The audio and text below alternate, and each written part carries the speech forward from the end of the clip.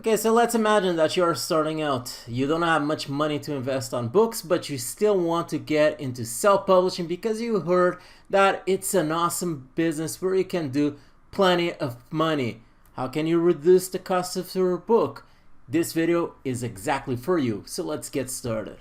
Hi ladies and gentlemen, girls and boys, welcome to another video. This is Jordan Alexo, and if you still haven't liked this video, go right below and also subscribe to my YouTube channel so you can receive more of this type of videos on a weekly basis where I share with you a lot of tips related to Kindle publishing and several ways for you to make money online. And if you still haven't reached your first $1,000 with self-publishing and you want to scale up your business more and more each month, then make sure to check my course. Right below you have a link that you just need to click on so you can get more information about self-publishing money machine. So just go right there, click on that link, go to that page so you can get more information. Now let's continue with this video. This is going to be an awesome video where I'm going to share with you 3 tips to help you reduce the costs of your self-publishing business. Okay, how to keep your costs down with self-publishing. So let's get started. The first one is choose niches where you can have shorter books. Okay, I always advise people to get books with about 30,000 words. That's the type of books that I get nowadays, but for a long time I was able to publish books with basically half the length in certain niches, and those books did a lot of money. Okay, and if you're wondering, like 30,000 words, it's about, if you get the book done on the Urban Writers, which is the company that I use and where I order my books, and I recommend that you check that ghostwriter company because they're pretty good. Anyway, a book nowadays with about 30,000 words is it's around $620 per each book. Now, if you can reduce that book to half of the length, which would be 15,000 words, that's about, if you know what you're doing, it's about 90 pages, 100 pages. It kind of depends the way that you format your book and so on. And that's basically half of the price. Okay, so that is a great reduction when it comes to the price of your book. It's basically 50% less when it comes to you spending money. And there are certain niches where you can just get in and you can actually escape with shorter books. One of them is the cookbook niche. Okay, cookbooks, you can easily get away with books that have just 15,000 words. And then you just add a few images just to increase the length of your book. You just kind of format things around just to increase the length of the book, because you also want to have a book that has some length, because especially because of the paperback. Okay, when your customers receive the paperback, they just want to look at your book, and it needs to have some depth, or otherwise you will end up with customers complaining about the length of your book, which you certainly don't want. So cookbooks is a great niche where you can get in, and you can easily publish books with lower content, and those books still do very well. The other one is nonfiction books for kids. You can easily get away with books that are very short, quite short, like books with 10,000 words, sometimes even 7,000 words, and you can still do quite a lot of money. Because when it comes to the nonfiction for kids niche, the thing is, since these books are for kids, and I mean, many times those kids don't know how to read at that point, because this can be for 5-year-old kids and so on.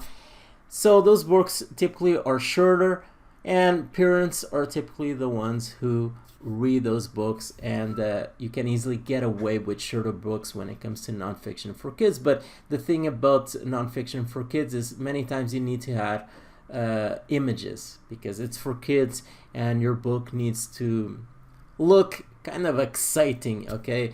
So that is something that you can do. So those are two niches that you can easily get away with shorter books. The other way is just being very smart about the book titles that you choose, okay? And that is not an easy thing.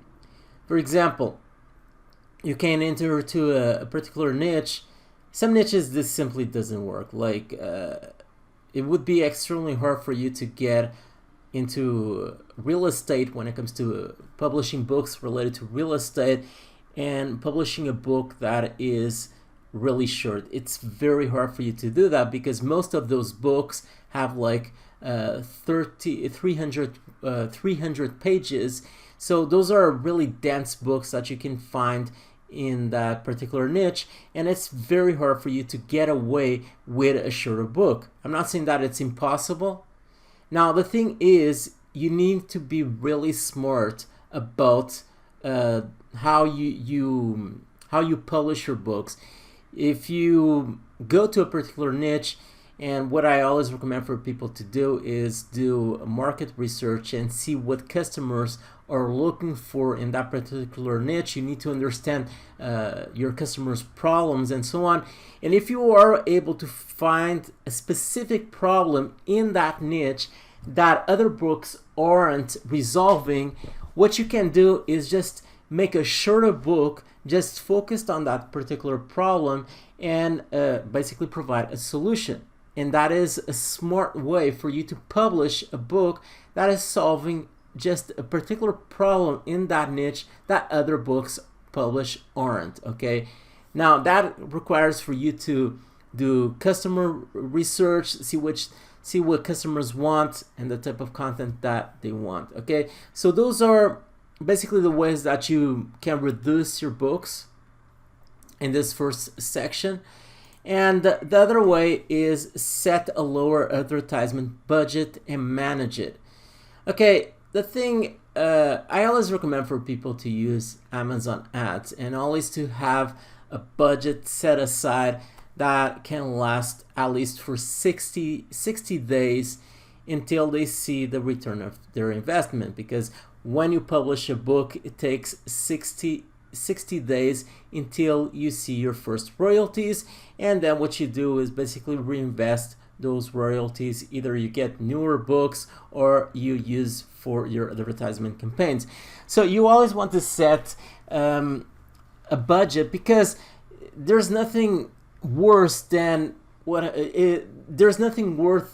worse than setting a campaign and then just at the kind of the middle of the road you just need to close your campaigns because you don't have enough money to keep just those campaigns running. So you need to have a budget set aside, and the thing is also you need to be cautious about the budget that you set for each specific campaign, okay? If you can only invest $5 each day on your campaign, then just invest that.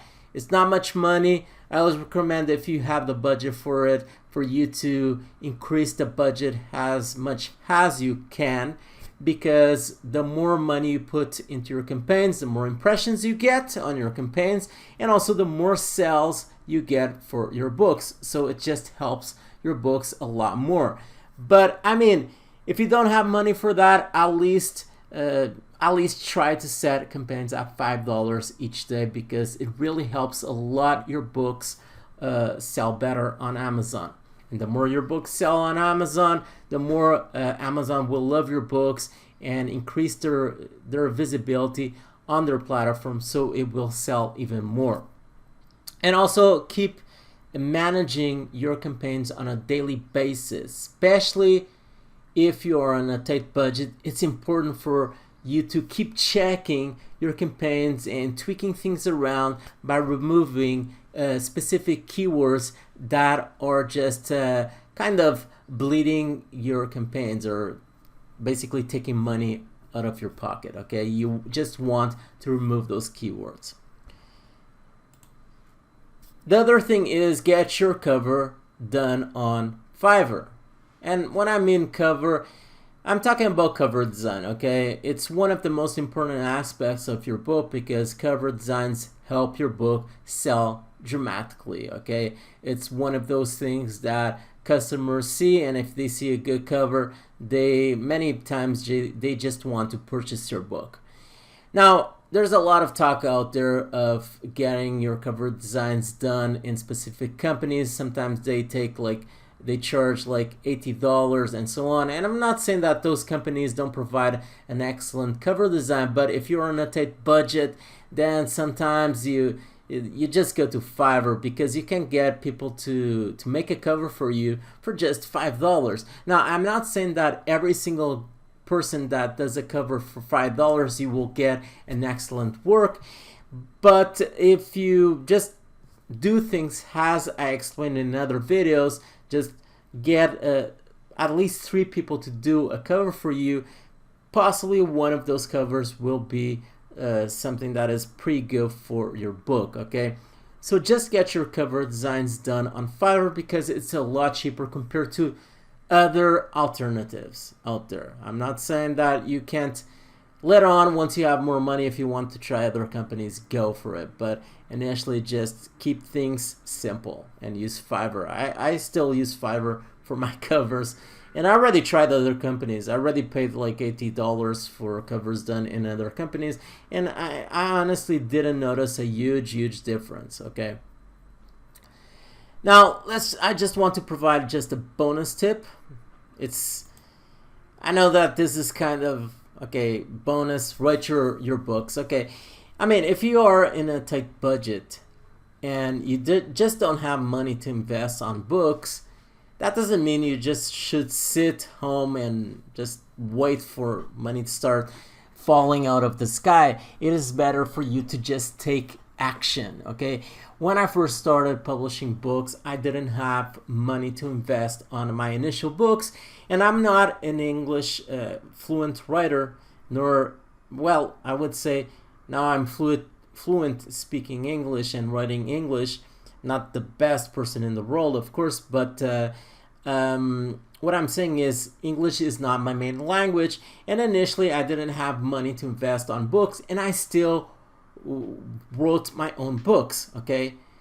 So that is something that you should consider if you don't have enough money to invest. You shouldn't just wait until you have enough money. No, take action, okay? Because by publishing books, even if you wrote your own books, it may not be the best thing in the world, but you certainly will get some sales, and once you start getting some sales, you start getting more money into your account, and later on you can invest that money on books. But just do something, just take action. It's better than just sitting around waiting for things to happen. A lot of people do that, and that is why they really don't go anywhere. Okay, that is all for this video. If you still haven't left a like and subscribe to my YouTube channel, make sure to do that. And also check Self-Publishing Money Machine. You have the link to my course right below. That is all for now. Stay tuned with your Alexo, and bye.